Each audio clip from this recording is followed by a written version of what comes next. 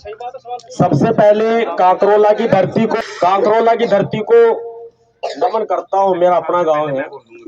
मेरी माताएं बहनें, मेरे पिता तुल्य बुजुर्ग और मेरे युवा साथी, आप सभी को क्रांतिकारी जय भीम। जय भीम। सबसे पहले हमारी महापंचायत से मैं इजाजत चाहता हूं कि मैं एक समाज की आवाज को आपके बीच रखने के लिए और इस बाबा साहब अम्बेडकर जी के साथ जो ये घटना हुई है इसको प्रशासन के समक्ष रखने के लिए पहले भी रखा, आपने भी रखा है। इजाजत चाहता हूं, अगर इजाजत है तो हाथ उठा के मुझे बताओ।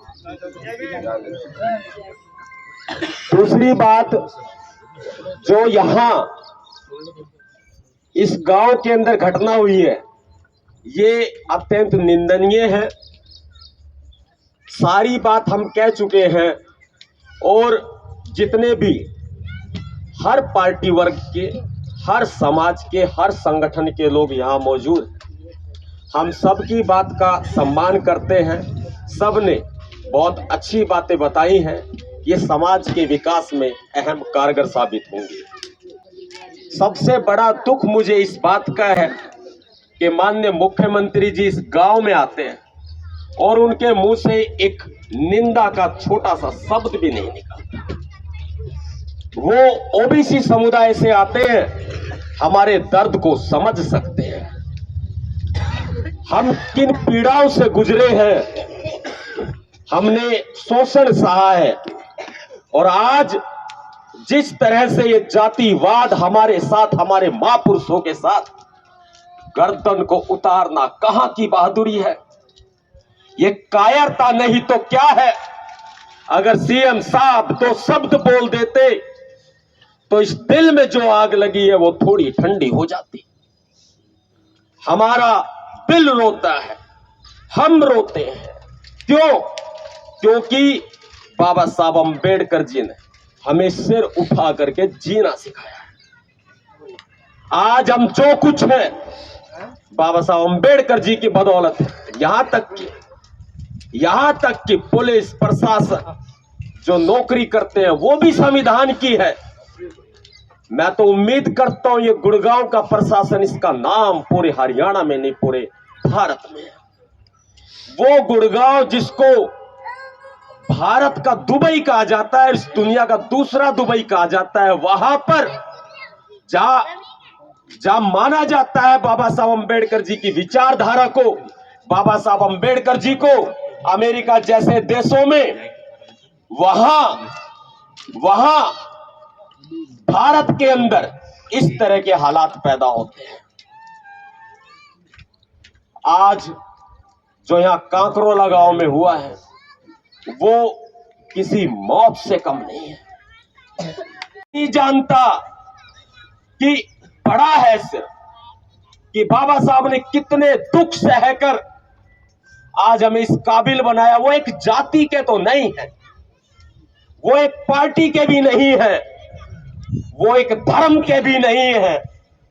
बाबा साहब अम्बेडकर जिस पूरी दुनिया के हैं, उन्होंने भारत का संविधान लिखा है और आज संविधान निर्माता के साथ वो प्रतिमा खड़ी है धड़ के साथ जिसका सिर नहीं है, शर्म के मारे डूब मरने के बराबर है।